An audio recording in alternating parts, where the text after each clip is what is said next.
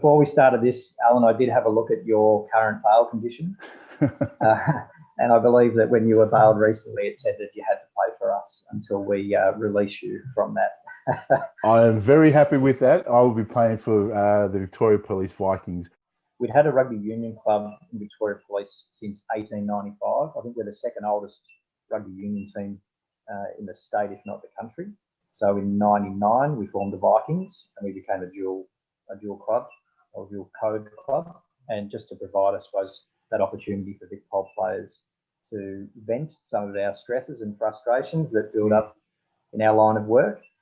We're fortunate to have an organisation like Victoria Police Legacy in existence to help not only the families of police members that are killed in the line of duty, but even retired members and the members that as they get older, if they need assistance or their family needs assistance, VPL are there. I'm the CEO of Victoria Police Legacy, and it's a not-for-profit charity, basically funded through fortnightly donations by police members, and also generous sponsors and fundraising activities.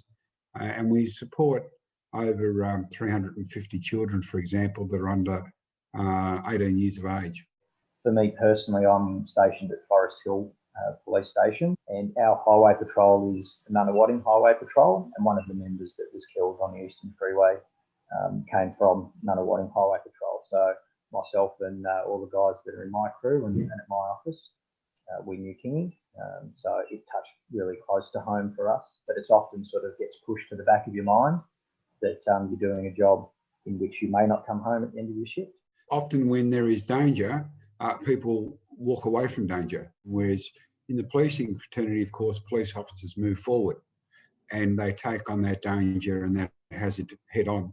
Every time there's something that happens where police members are shown on the news, my kids, particularly my daughter, who's only a teenager, even from a young age, she would sort of ask me, could that happen to you? Every police officer is just a member of the community who's decided that they wish to ensure that that community is safe.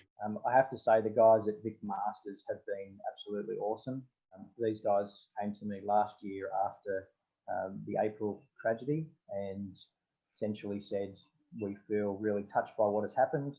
We've got a lot of our players who are current police members or ex-police members. So they're always filling in for the Vikings whenever we can.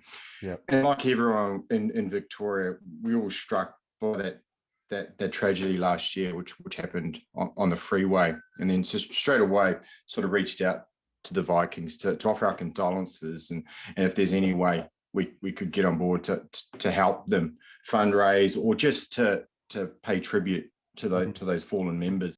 We've had all our players come in on board, so it's just great that our first event this year is going to be this Police Legacy game. But they always jump on board and support us. And if I look back at all during COVID, the police and all those emergency responders, they just did an amazing job just keeping us safe. A lot of these guys were getting phone calls to come up and man the border and go sleep in a tent. That they just give back so much. Being able to give Lex a whole bunch of much needed funds to support that, and we get the opportunities to do it again. Like anything in rugby, the same way that you're doing, any opportunity to run it back is going to be success for me. Just being able to do those little things, and having you on board too, mate. Like to have you back running around. But what's this thing I've been hearing you about training? You actually going down to Powerhouse and having actual training. It's not you breaking all the rules and masters, mate. Mate, I've seen that. I've been told, people are sending me messages, the rules of masters, that you do not train. Yeah, but I've heard you've been a bully as well. You're knocking people over. Well, I tell you what, I went to that one session, I learnt my lesson, and now I physically cannot train. Whenever I've taken the field, I've wanted to compete as hard as I could. The lesson for me in this piece is that rugby is far greater than the competition. Yeah. And it's a community around it. So this is why I'm happy to get on board with this. Yeah. The way we do it is it's all about having fun, staying connected, and trying to give back wherever we can. So how can people donate? Well, people can donate to Victoria Police Legacy through our website, www.policelegacyvic.org.au, or they can contact us through our Facebook page. I can't say enough, the last 12 months of support that we've had from the community, especially since the tragedy of the 22nd of April of last year. I can't thank the members of the Victoria Police Rugby Club and Victoria Masters for putting on this particular day.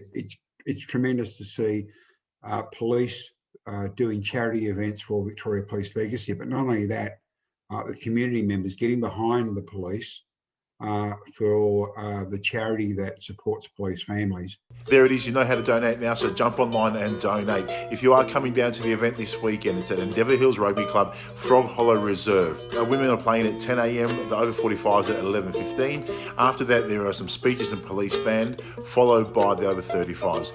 If you are coming down to heckle me while I play, I invite everybody and anybody I know to come down and yell absolute abuse at me, but if you are going to do that, you will need to donate, and I will remind you about that when I am on the field for the whole 3 minutes. So support the cause and donate now.